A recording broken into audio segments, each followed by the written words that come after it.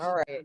I think that means we are live on YouTube and we're back with the Blamegirl Podcast with Mr. Terry Wayne. And we got Ryan Pannucci in the house. Welcome, Ryan. Hi, how you guys doing? Welcome, Ryan. Can you hear me? I can. Can you hear me? Oh, Lord. Yeah. Oh, okay. You froze up for a second. We were worried. We were like, oh my God. All right. Right when we went live, that means we are live on YouTube and we're back with the Blamegirl Podcast with Wow. Oh, massive delay. Is that on your end or my end? I don't know, but it keeps freezing. I'm not sure why. Okay. So how was your weekend, Ryan? It was good. It was good. We had that show at the Black Box. That was fun. I played a show at Propaganda on Sunday with my band. It was good. It was a good weekend. Band? Yeah. I did not know that. That's so cool. Yeah. Had a busy weekend. You do anything Sunday, or that was pretty much it? Sunday was the show actually. At Propaganda. Oh, okay. I was thinking it was Saturday. Wasn't there an open mic at Propaganda? Did you do that?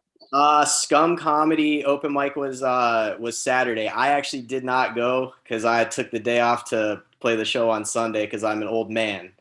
But they did have it, Scum Comedy. All right. Terry, So, go ahead. you say you're an old man. How old are you? You know what I mean? I'm 39. 39? Okay, so you're the youngest one in this group. So maybe tone that shit down. I told him that. He was acting like he didn't know how to use Zoom. I was like, you're too young for this shit. Foot in mouth. Yeah, spring chicken over here. Yeah, right.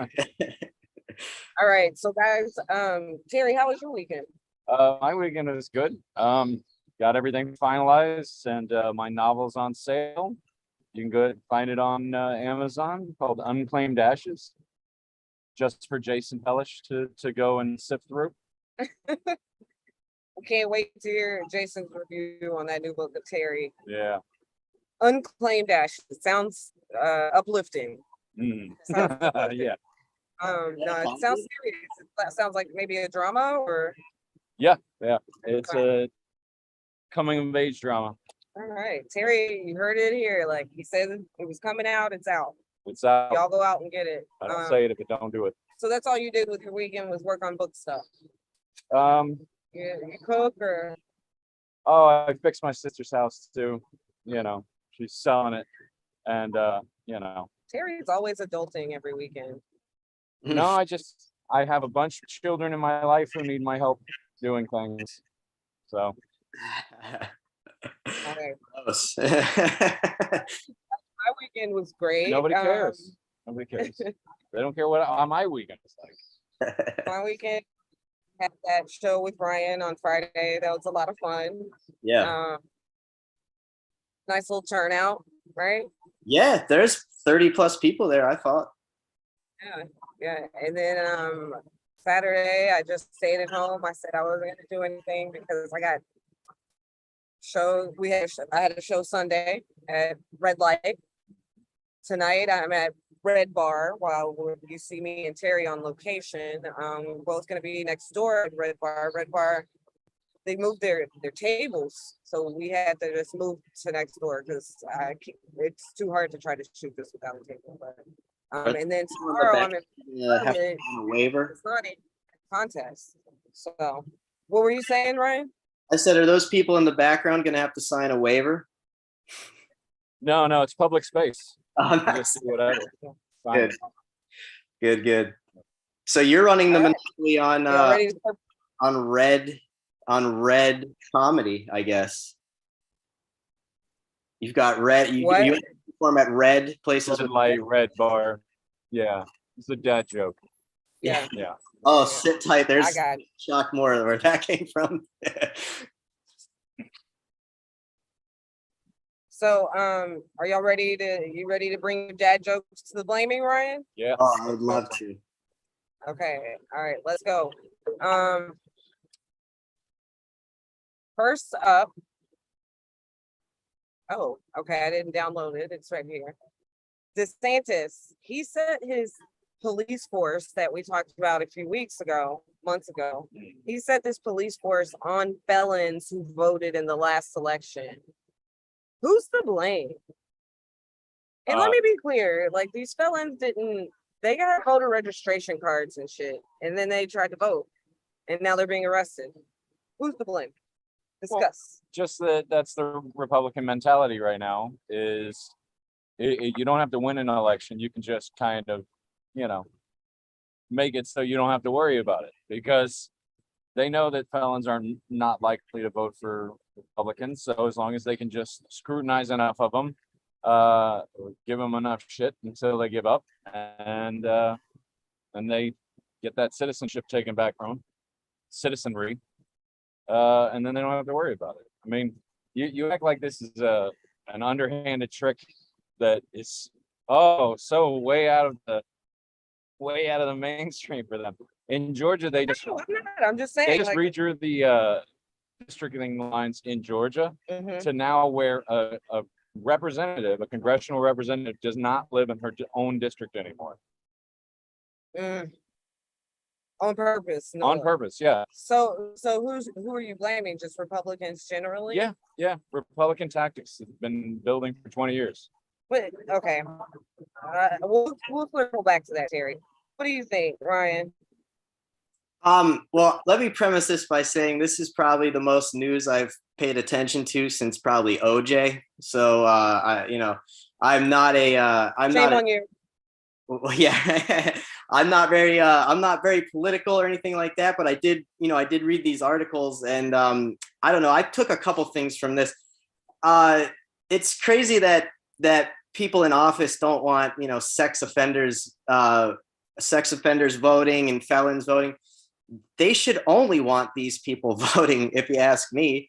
They are all sex offenders and felons, if you ask me, So they should make it mandatory to have they'd be voting their interest and not adverse interest, if you ask me.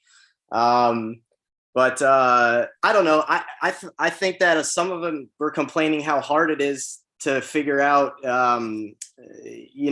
if they are allowed to vote and all that when I was reading that part of the article. And I kind of sympathize with them with that because anytime you try to do anything with the government, it's massively confusing. So I don't know. I guess I would go with Desantis. I don't know. I had to look up who that was too, not to be completely ignorant. Oh my God. Yeah, but I mean, it's a bigger.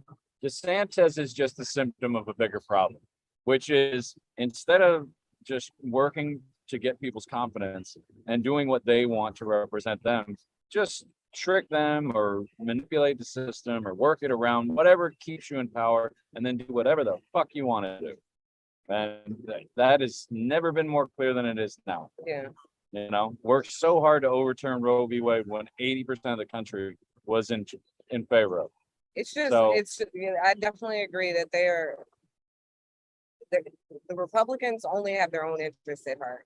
And they use the uncertainty of us passing this constitutional amendment. We passed the constitutional amendment in Florida that gave felons the right to vote again. And which was voted on. It was voted on by all of us Floridians. And now Floridians. He's exploiting technicalities to put people in jail and scare them into not voting again.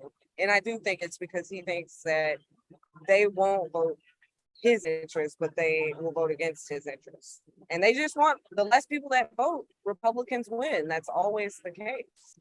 Yeah, and that tells you everything you need to know about our representative democracy is that the less people vote, the more Republicans win. And the more people vote, the less Republicans win. Yeah. It's because they don't represent the ideals of the country. So I don't think anyone here is actually blaming the felons in this case. No. Well, not for this.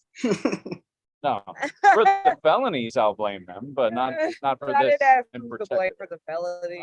Right. Other than the DeSantis and felony of whatever this would be. Because I don't believe you should lose your right to vote anyway if you commit a felony and go to prison. Because the whole deal is you serve your time. That was your punishment. Your punishment isn't that plus extra. Once you serve your time, once you've paid the debt that has been assigned to you, you should be free and clear. Yeah. That's it.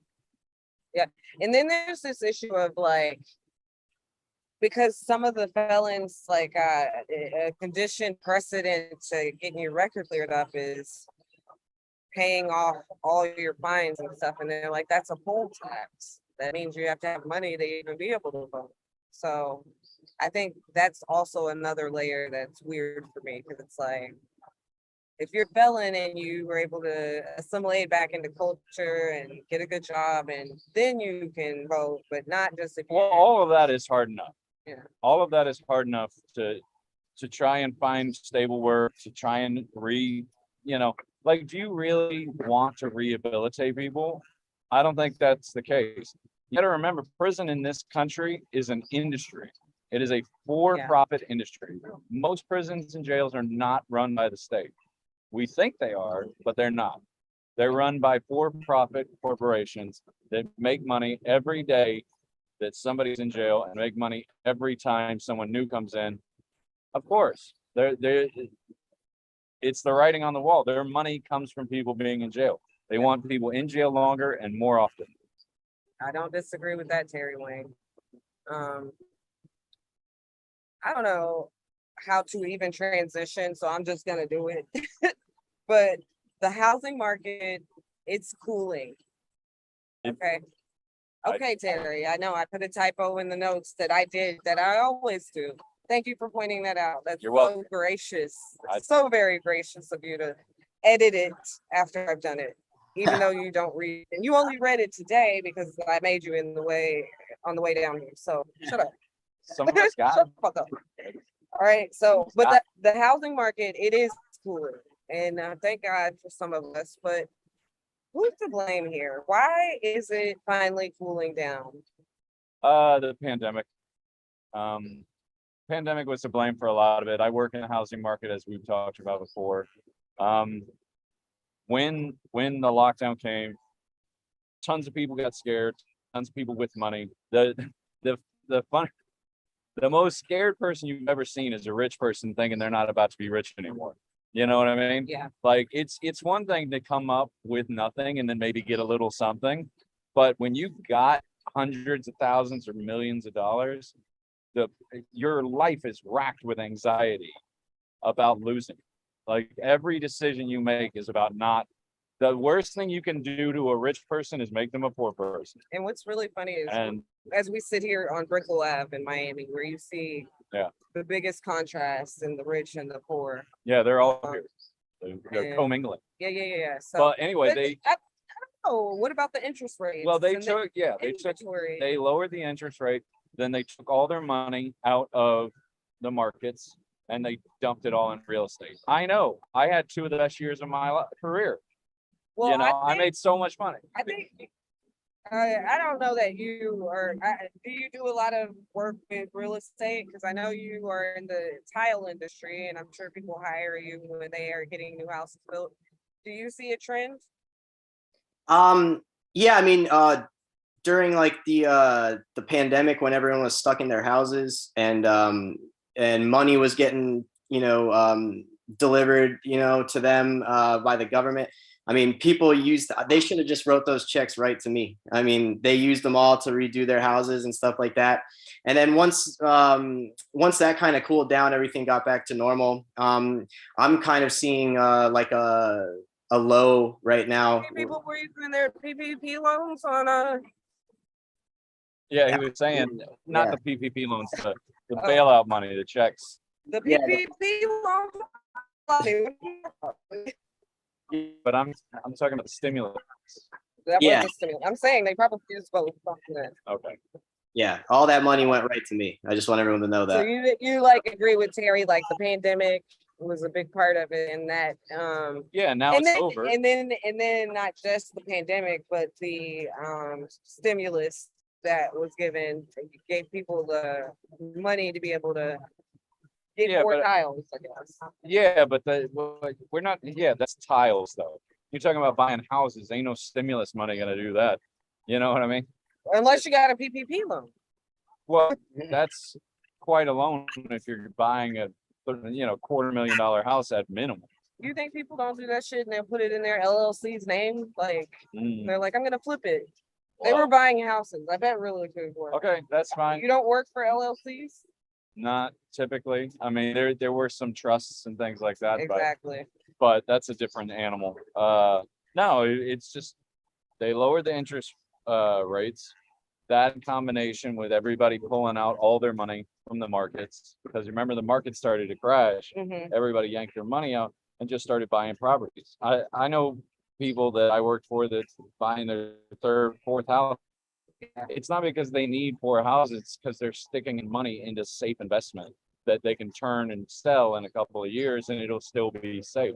Yeah. Now that all that's over though, the market's cooling down so crazy. Yeah. My sister put her house on the market. I told her to do it in January when it's still white hot. She did it last month and the offers were just barely trickling in. When if she'd have done it in January, she'd have sold it the next day. I remember cash. I remember you talking about that, Yeah. but she wasn't ready to like pack up and move. But some people did get to capitalize on that. That's how you lose $100,000. Yeah. So Same with my parents. They were like beating on their door to sell their house, but I'm sure that's cool too. And that's in Texas. So I'm sure that's like the case all around. Well, Austin's its own thing because Austin's starting to become this little Midwest Los Angeles all on its own. Yeah. Yeah. But maybe the market's not cooling. I don't know. I hadn't asked her lately, but they were getting crazy calls. And so they just were like, we'll sell for $1 million. Yeah. And they leave them alone, So let's get back to Republicans. I agree. Thank you, Terry. You're welcome. Speaking of Republicans, they reacted to student loan forgiveness like babies this week, and they got roasted. Who's to blame, guys? Well, we started talking about this on the way down, so I'm anxious to get back into it because I made a post about this and I just gave my true feelings. Like, I know it's good for the country. I know it's good for the economy, right? To let all this money be free again, because when people have more access, more secure, they're going to spend more money. That's going to boost the economy. It helps everybody out. On the other hand, I didn't get to go to college, so I kind of get their initial gut shot reaction of like, I'm not paying for yours. Nobody paid for mine. I get that. Yeah. I really do. But just because you didn't get something doesn't mean you have to deprive somebody else from it either. Yeah. No, Yeah. I mean, It's like one of these older people that says, when I was a kid, we drank from hoses and we climbed on rusty metal. Yeah, but you also put lead in paint and that was bad. well, I So bet a lot of these people that are, and that's what I mean, the Republicans got roasted. They're all talking about this forgiveness bullshit and all of their loans, PPP loans were forgiven. And they probably bought houses with them, by the way. All right, Hey. What's your take on this, Ryan? I'm kind of with Terry on this one. To me, it's like if you can't be happy for someone who's been emancipated from their problems for whatever reason, you're probably a terrible person at that point. I think it's great that. Go ahead. No, I'm just saying in their defense, I am saying that, I understand your initial gut reaction, right? If you didn't go to college and now you're paying for somebody else's with your tax money, but you got to remember it's tax money. You're still paying it. Yeah. Just where it goes. Yeah, and it always goes to different places, and at some point it has benefited you, bitch. But that's what I'm saying. Like, you have to meet instead of chastising them and ridiculing them. What you have to do is meet them where they are and just say, hey, they always do you realize that you're saying that because you had it hard, somebody else has to have it hard too? And that's a dick way to be. But also the thing is they all act like they pay all the taxes themselves individually. They pay all the taxes. It's all their dollars. It drives me crazy. No, it's not that. Yeah, they do act like that. No, they don't. Yeah, they do. Okay. I guess I'm not talking about you. He's all triggered over here. I'm just saying they don't. I'm just saying.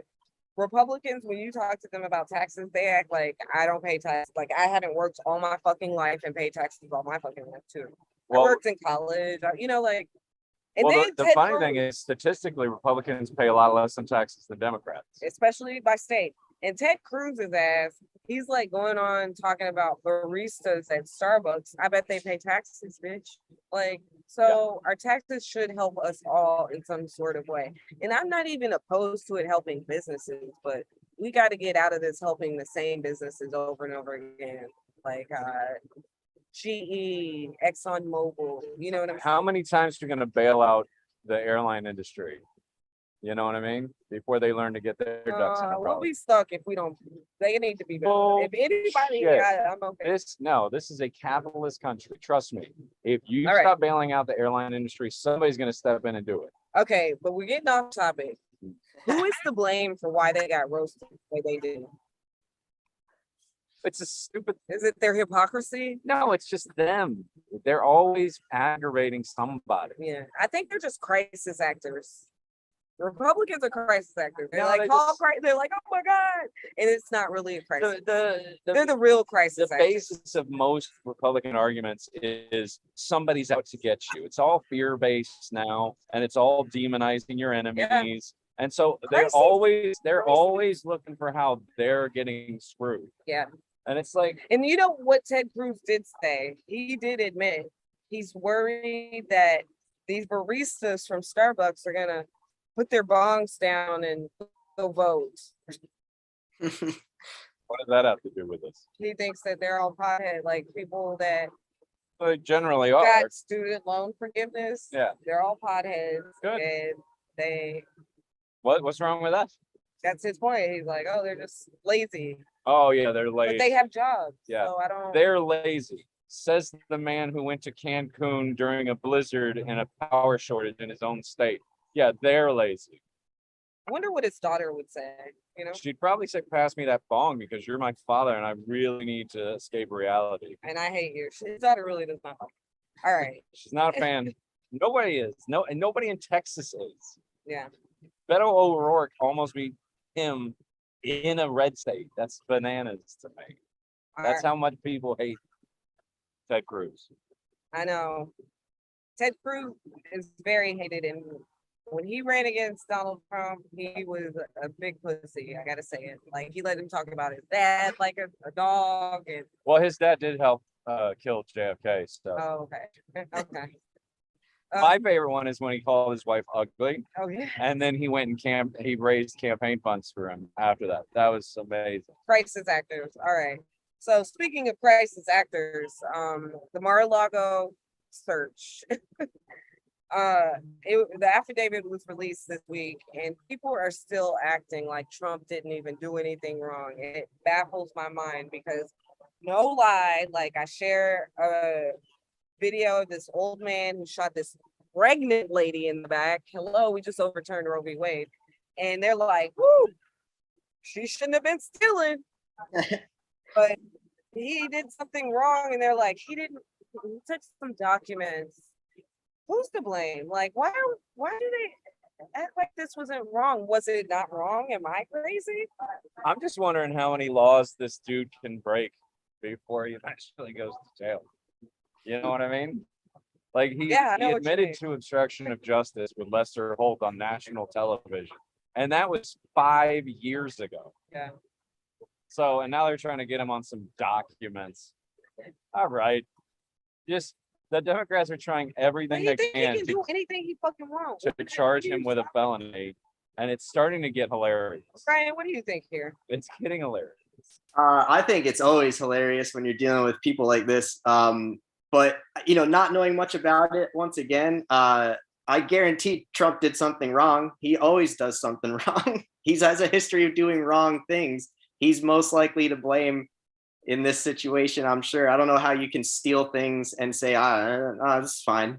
Well, it's even if He was given several chances to return the documents. Well, and he did. He lied like he didn't have He them, and- returned 15 boxes of documents and then kept 12 more. So it's like, it's pretty obvious. My interest in this is that they've got somebody on the inside informing against him, telling them he has these classified documents in the basement of Mar-a-Lago, which, Absolutely. and by the way, basement? Who has a basement in Florida? Like, I knew Trump was shady, but I didn't know he was basement in Florida There's a lot of shady. basements in Florida, apparently. I guarantee you, they got a basement in Maralago. Eric has kept somebody in a well down there, being like, put it in a basket or something. Had to. Why do they act like this was okay? Like it was not a big deal because they he had let me. He's infallible to them. They cannot admit that he's done anything wrong because then the whole lie collapses in on itself. He had okay, 14 contained documents with classification markings. They found 184 documents bearing classification markings. 67 marked confidential, 92 marked secret, and 25 marked top secret. He stole 25 top secret documents. Wait, no, you said it wrong. There's 15 boxes, and 14 of those boxes have different sets of classification, meaning 14 out of the 15 had classified documents, and there's some of which are military and national security documents. I'm aware, yeah. Thank Those you are the for ones that explaining that. well, you said it wrong. You said the way you said it means he had 14 pieces of paper that were classified. Wasn't it? The national security one's the one that scares me to death, because why does he want them? Yeah. Because the only way that's valuable is if being you use it. extorted. We've always wanted to know if he's being extorted. The way he operated during his presidency, the way he campaigned, the way Russia supported him. We've always wanted to know. So it is very scary that he would have documents like this. And another thing is like he's such a narcissist. I could see him being like having people over to Mar-a-Lago and being like, come here, look what I got. And maybe somebody like that told him, because he's a dumbass, because he's boasting about taking fucking documents from, White House. Well, I've always thought that somebody's got dirt on Trump, and I'm pretty sure it's Russia. That I don't think they try to like squeeze him that much, but I definitely think that they made it known to him during his first campaign, like, hey, if you messed around with us, any more sanctions, anything like that, somebody's gonna get this information. Because they're very good at doing. They have a long history of kind of getting information and holding it over people's heads. And I think that in his mind, he said, if I take these classified documents, that I take this national security information, maybe I can do that to them in reverse. I can get myself out of this with with a quid pro quo, which everyone knows he loves. He loves his quid pro quos, so that he won't honor. Yeah. Like, all right. I guess I don't know. Yeah. I don't know why people won't hold him accountable. He has a cult, but it's just like sometimes reasonable people to me, even Terry's like, what is it gonna do? Do everything you can to come for him. Keep coming for him till you break him down, till he is behind bars, because he's a fucking criminal, in my opinion. Yeah, but and probably according to the law, also. But it gets sad. He's not above the law, and you can't. He is though. No, he is very much above the law, and he has proven that like a dozen times. Well, we need to pay it. We put it into potential James. Somebody. If you got enough popularity and enough money, you are very much above the law. It's so crazy. If I do see him behind bars, I'd be amazed. If you or I would have done half this shit, we'd be under the jail right now. Be amazed. So, all right, that is enough serious blading. Guys, I want you to welcome our guest, Ryan Panucci. He's a local comic, and he does host some Scum Comedy events. And we'll talk about some other stuff you got upcoming. Welcome, Ryan. How you doing? I'm wonderful. I appreciate you guys having me. Sorry I didn't say so much there. I'm lost with a lot of this stuff. I don't pay much attention, to be honest. No, it's okay. Like, but that's why I try to give y'all stuff so that you can prepare for it. So I'm just not like bringing this shit up and like having you on and you're like, what? I don't know about that. Then I'd have to explain everything in a lot more detail. And I like to just hit on it. Who's to blame? But nonetheless, you're new to comedy. How long have you been doing comedy? So my first mic was in 2013. I lasted 2 mics and then I quit for a very long time. Came back right before the pandemic, and then of course that hit, all the mics went away. So basically it's been since about January of this year to now that I've had like a steady flow of work and stuff like that.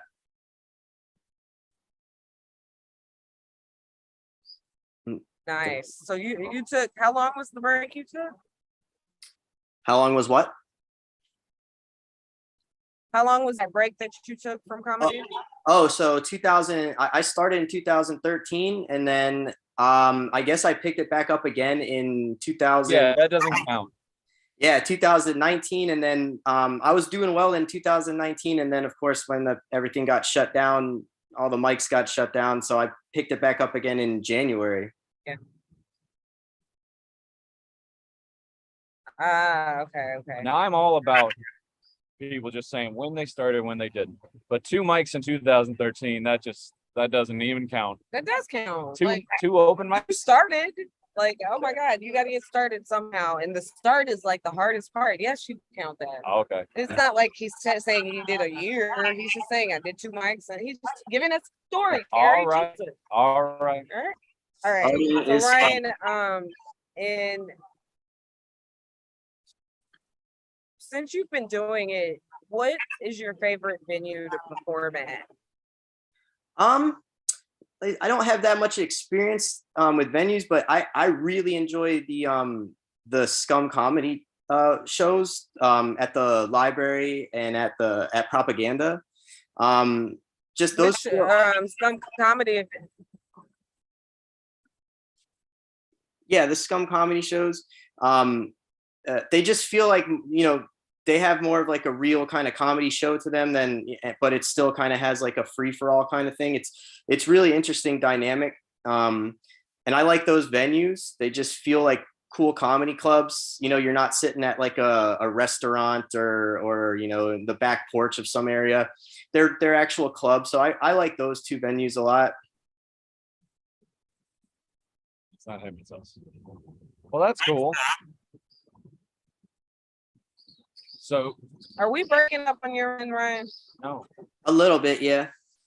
Okay. Not on the feed. Not on feed? No, I was just looking at it. So you're fine.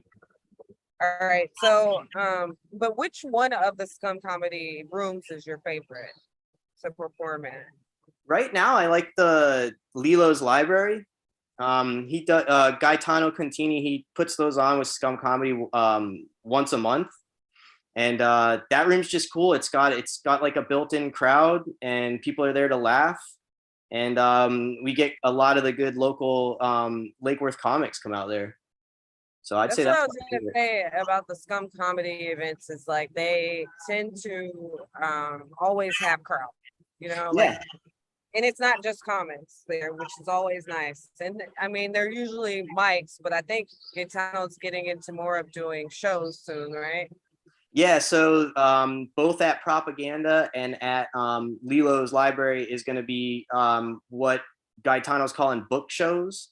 So, more seasoned comics, longer sets, Yeah.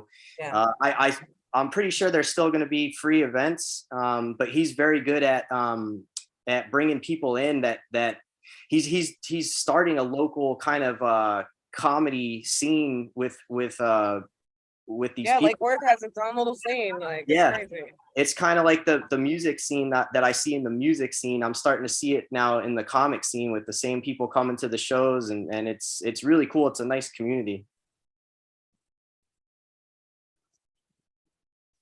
What? So what has been your favorite moment so far? Oh man. I think proudest moment. I think like it's right now, since I'm kind of new, it's probably the same moment that most comics in my shoes have, is when you do the improv for the first time. The new faces or whatever. I mean, you kind of get validation because you put yourself through the open mics and whatnot, but you go to the improv and you get the laughs, the big laughs, and you're like, I knew this shit was funny. You know what I mean? Yeah. Like, it kind of validates you a little bit. Well, that is the easiest place to do comedy. So We won't let people say like the improv as their favorite spot because of course, but that is Favorite that spot, is like my favorite moment, my favorite moment. yeah, But no, like I I was said, gonna say that's what's Yeah. interesting about your answers, that you didn't even think to go to the improv. You went with a room as opposed to the improv, but that's your favorite moment is actually gracing the improv stage. I respect that because I mean I agree. Like and just performing in front of a crowd, Good show. It makes you feel there good. for comedy. They're there to laugh, and they're not just comics that are waiting for their turn and that kind of thing. That was the first time I was in a room full of people that didn't know me, and they liked my stuff, and that was kind of like, okay, I thought what I was doing was funny, and now I kind of yeah. know. And it just validates you a little bit as a comic. And that's why we say, because if you're remotely funny, you will get laughs at the improv. Exactly. Know Yeah. that. It's hard to They are collect there. data. It's hard to collect data any other way, unless you're sitting in a room full of people that want to laugh, Yeah. Yeah. Yeah. True. So, what has been your biggest challenge in doing comedy so far? I become hyper obsessed with things that I'm into. So comedy's kind of taken over my life the last 8 months or 9 months. And the biggest challenge really for me is to find some time to not do it, to step away, not worry so much about writing jokes or, being stressed out about a show coming up or whatever. For me, it's I gotta schedule a time when I can go to the gym or, just watch a stupid movie on television. And that was hard early on because I did this 24 hours a day. I thought about it 24 hours a day. I couldn't go to sleep, So I'm kind of getting a grip on that now when I can put everything away and do me for a second. Yeah, you need that time where you step away because I mean you got to get inspired to write jokes somehow. You got to live your life. So I think that's good. But you seem like you figured out how to do that. Yeah, somewhat. Yeah, I'm still stressed, but I love it though. You like Pee Wee Herman? I do, yeah. The man right there, right? Yeah. Who's behind you? Beetlejuice. Oh, okay. Yeah, this is That's one of the Instagram ads that comes up and is like, buy this. Yeah. I'll sell those to you, Terry Wayne. Oh no, thank you. I'm good. Yeah. I like Tuscan villas and whatnot. Like seeming manly. Yeah. No, culture. Yeah. I like Pee Wee. I'm just saying, don't put him on the wall. You're more of a live, laugh, I love think kind of it's guy. a little display. Where did you find that, Ryan? I made them. Oh, nice. Did you actually make this? Yeah. I mean, That's cool. I didn't What's I didn't wrap the canvas, but I made them and had them printed and sent them to me. Well, If that's anyone making sees- cooler. I'll be honest. Thanks. Yeah, If it seems anyone like you sees picked. my notebook that I use for comedy, I had Pee Wee on the cover of that till it ripped off, but I made, I sent away for that as well. Did Pee Wee inspire you to do comedy or What? I mean, I just absolutely I love silly characters. And Pee Wee was one of my favorites when I was a kid. I mean, growing up watching the show, and then of course the Tim Burton movies and all that. I mean, he's just one of the most. That's why Beetlejuice is there too. The Tim Burton movies. Yeah. I mean, I really want to do a joke about the TV show, but I don't think most people watched it when they were kids. I mean, I don't. I did. Yeah, I watched it. Yeah. Please do it when we're out. We're all the same. That's one of those jokes you just have to look at the audience and go, okay, is there a lot of people over 30 here? Yeah, they're usually mainly. But yeah, I just one of the most lovable characters of all time, in my opinion. I like Pee Wee Herman until he was caught in the backing off in the new theaters. Who cares? That's what porno theaters used to be for. Yeah. That's where you're. If he did it in a library, I'd be on your side. I learned about it so True. young, and it was so whatever. Anyway, that was here in Florida. I won't kink shame him. Of course, it was here in Florida. That was here in South Florida. Of course, it was. All right, Ryan. Let's learn about you a little bit. Where are you from? Tell us about your day job. I was born and raised in Boynton Beach, Florida. I own a tile. Florida man. What's that? Florida man. Oh yeah, very much so. I own Panucci Tile, which has been around since 1983. I'm happy to say. So that's my day job, and that keeps me busy. But it also lets me kind of like, it's kind of, you know, repetitive, so I could write jokes while I'm at work, which is what I try to do. Yeah. Do you have people who work for you, or do you work alone? We're a really small company right now. There's one other guy other than me. But I did it. My dad did it with just me for almost 30 or about 30 years. And then I've been doing it. I did it alone for about 8, and I've had a guy for a little over a year now. So I like to keep it real small. I'm punk rock mentality, you know what I mean? And I don't mind a hard day's work. So yeah. No doubt, no doubt. I know you don't, because I know I tried to get you to come down here to do it live, and you were like, "I gotta get up at 6." yeah. Yeah. The All right. street's So, real. do you have any other projects or anything you're working on that you want to talk about? I know you have this little dating thing coming up that I've been seeing. What's that about? Yeah, so that's a show that we're doing on Wednesday at Propaganda. It's a speed dating event. And the owner of Propaganda approached me. She wanted to do one.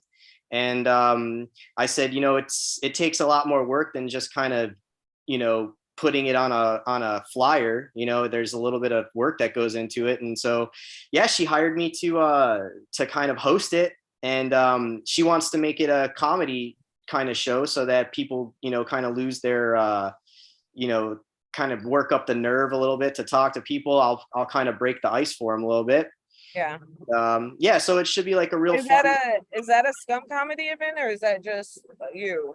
It's not. It's actually their event. It's Propaganda's event. So they just you know, coincidentally hired me to do it. Probably because I spend too much goddamn time in Propaganda, to be honest. But yeah, that's going to be really fun. And if it works out, I mean, it has the potential to become a monthly thing. So I'm sure that'll get absorbed into Scum eventually, you know? So are you like, what are the comedians aren't on the dates? Are they doing jokes, or you're just the only comedian? Like, so like, I'm technically the only comedian. I'm going to do like a set at the beginning just to warm everybody up. But it just so happens that now most of my friends are comics. So I think half the people that are doing it are comics, which in itself is going to be rad because, you know, if you're at a table with a comic, you're not going to get a fucking word in, that's for sure. You know, so I almost want to come just to watch that play out. you can come. It's a free to get in. It's you only pay if you're actually participating. So come and watch the show and watch people be really weird and watch me be their leader. I'll come if Nico Bowlingstein's going to be there because I want to see him interact with a bunch of women. Oh, it's going to be great. Hilarious. He was the first one to sign up. He's like, oh, this is for me. I knew it. I knew it. Yeah, the best. Come watch Nico try and get laid. Oh, All man. Right. So are you ready to play the blame game? I hope so. All right. Really? You have a pretty perfect hair. Blame, Ryan. Thanks. She sits next to him. Blame for that? Chill. You're asking who's to blame for my hair? Yeah. Probably like the generations and generations of greasy Italians that have come before me, I think. I don't know. I was actually talking to Nico Prada about this. He's like, how do you get your hair not to be like, you know, huge and all over the place? I'm like, it's just natural grease, man. You just gotta let it work in there, let it do its magic. A few showers. You don't put anything in it? If it's clean, I will put something in it just so I don't have like a huge afro going. But as soon as it gets dirty, it sits like this by itself, which is good for me because I am lazy. All right. Do you have any upcoming shows or anything you want to give out your social media? Yeah. Like I said, doing the show on Wednesdays, the speed dating Propaganda. I host an open mic every Thursday at Blueprint Bar and Grill in Lake Worth. I also have another company called the Roast Host. You guys might have seen that around the interwebs, but we're in a. How can they find you on the interwebs? What's your socials? You could find me Ryan Panucci on Instagram and Ryan Panucci on Facebook. Not very creative in that department. Very easy. Well, with a name like that, you don't have to be. Are you the only Ryan Panucci? You the only Ryan Panucci? Outside of it, All right. All right. I guess that brings us to Terry Wayne's words for white people. real quick, real easy tonight, guys. As we said at the start of the show, the novel's out. And it made me think that, I wrote that 11 years ago. I put the final punctuation on the final sentence 11 years ago and just sat on it for that long because I was too afraid of putting it out there and then it failing, or even worse, maybe it succeeding, was even scarier to me. So my words for Whitefield are tonight is just go, just do it. Stop finding reasons not to do something and just do it. We're only here for a short time. Make it a good time. Stop worrying about it. Now that I finally put it out and it's finally done, it's like a weight lifted off my shoulders. Because if it fails, fine. Then I wrote a bad book. Okay. But who knows? I mean, it's already selling copies online. So maybe it might be something, maybe it might not. But at least now I know. And knowing is half the battle, right? GI style. Yo, Joe. All right, guys, just do it. Don't talk about it, be about it, folks. You heard That's right. that. from Terry And Wayne. other bumper sticker philosophy. All right. You got any shows coming up? I decided to sign up for Florida's Funniest, so I'm going to do that on September 11th, which I don't know why they scheduled it for September 11th, but I'm sure it'll get brought up several times that That's night. funny. No. Yeah. It's September 11th. Who's ready to laugh? No. And then I'll be doing a show at Swellgrass Willie's in October, but that's it for right now. Excuse me? I didn't get asked to do a show. But it's fine. Excuse me, you were on the last one, I know I was. and I was not, for obvious reasons. I know. Yeah. Okay. All right. So we are also about to go over and do sets at Red Bar. I'm at Desantis tomorrow in Port Charlotte. And then I don't have anything else until next week. I'm in Sarasota, but I'll tell you next week about that show. So All right. That's We'll see you next week. Ryan. Thanks for coming, You've been Ryan. great. Thank you. Thank you guys very much. Have a good show tonight.